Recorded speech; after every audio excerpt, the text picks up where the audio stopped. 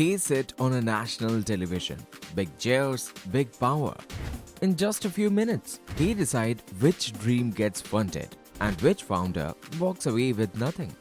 On Shark Tank India, the judges look unquestionable. But once the episode ends, the power flips. Because outside the studio, Shark Tank judges are judged too by company boards, by regulators, by investors, and by the internet, which never forgets. Some controversies explode overnight, some quietly destroy credibility, and some resurface years later when people least expect them. In this video, we are breaking down the biggest controversies involving Shark Tank India judges. Not rumors, not gossip, but moments where business, power, and public scrutiny collided. Let's start with Ashneer Grover, who didn't really step down from Shark Tank India. He appeared only in season 1. When season 2 aired, he was gone.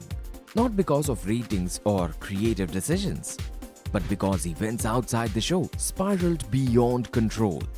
In early 2022, an audio clip allegedly featuring Ashneer Grover verbally abusing a Kotak Mahindra Bank employee during a funding dispute went viral. Public outrage followed. But behind the scenes, BharatPe's board ordered a governance review.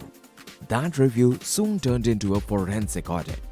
Investigators pointed to financial irregularities nearing 81 crore rupees, including misuse of companies' funds and serious lapse in internal controls. Pressure escalated rapidly. And finally, on March 1st, 2022, Ashneer resigned as managing director and board member of BharatPe. Once BharatPe collapsed, Shark Tank followed. When season 2 launched, his chair was empty. There was no on-air clarification. Later, Ashneer unfollowed the other sharks on social media, calling it a clean separation and a decision to move forward. His story is a reminder that confidence dominates television screens, but in boardrooms, governance decides survival.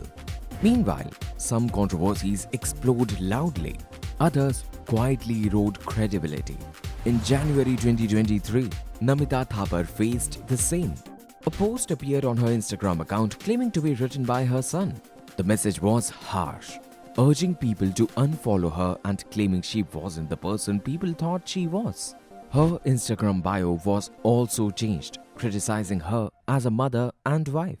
Namita responded by saying her phone had been stolen by a recently fired educated househelp, who then posted the message. She apologized, explained the situation, and tried to put the matter to rest.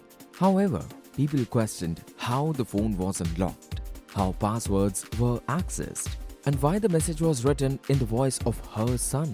Online skepticism intensified, with many believing the post came from within the family. The controversy eventually faded from headlines, but the doubt lingered. Because once trust cracks, even silence speaks loudly. And then came a controversy that didn't start on television at all. It started in Parliament. Union Minister Piyush Goyal publicly criticized Shark Tank India show for promoting consumer brands, D2C products, lifestyle startups over deep tech companies that build long-term national capability. Aman Gupta found himself at the center of the debate. He defended consumer founders, arguing that strong brands create jobs, drive exports, and build scalable businesses. The decision around innovation versus branding was still unfolding when another storm hit.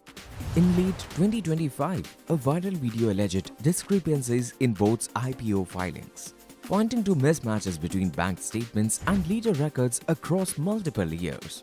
Soon after, Aman Gupta and Sameer Mehta stepped down from executive roles and transitioned into board-level positions just as IPO preparations intensified.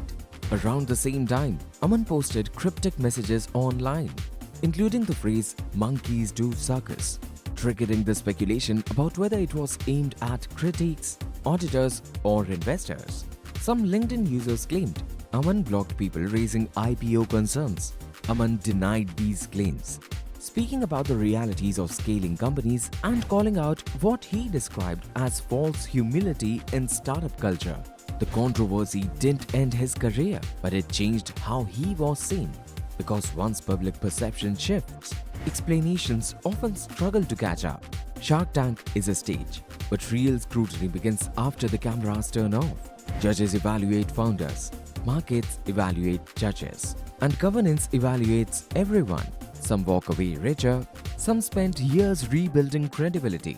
For founders watching from the outside, the lesson is clear. Capital matters and visibility help, but alignment matters most. And if you're building something real and looking for funding support that values long-term credibility over short-term optics, Exit Fund helps founders raise capital with clarity, conviction, and trust.